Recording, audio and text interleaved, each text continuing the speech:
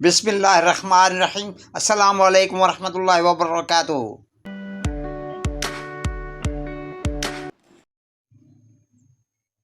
आज का मेरा टॉपिक है सिरप एज़िडोन। इसमें जो इंग्रेडिएंट पाया जाता है वो मंदरजा झैल है।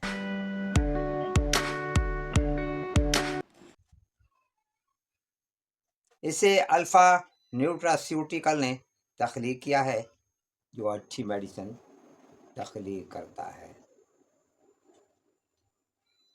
अब बात करते हैं कि इसे किन किन कंडीशन में इस्तेमाल किया जाता है। गैसेस डिस्टेंशन, अगर आपके पेट के अंदर गैस भर गई है तो उसके लिए आप इसे इस्तेमाल में ला सकते हैं।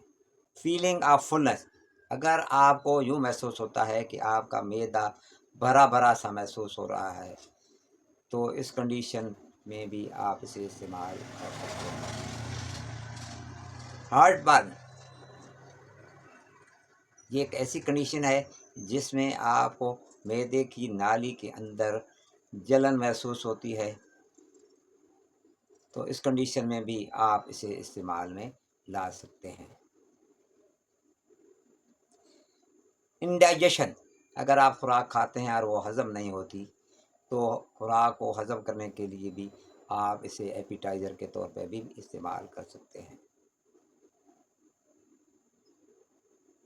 लॉस ऑफ एपेटाइट, अगर आपकी भूख ख़त्म हो गई है और आपको कुछ खाने को जी नहीं चाहता तो आप इस सिरप को इस्तेमाल कर सकते हैं, जिससे आपकी भूख बेहतर हो जाएगी। एब्डोमिनल वेन एंड पेन, अगर आपके पेट में गैस भर गई है और आपके मैदे में आपको दर्द होना शुरू हो जाता है तो ऐसी कंडीशन में भी आप इसे इस्तेमाल में ला सकते हैं।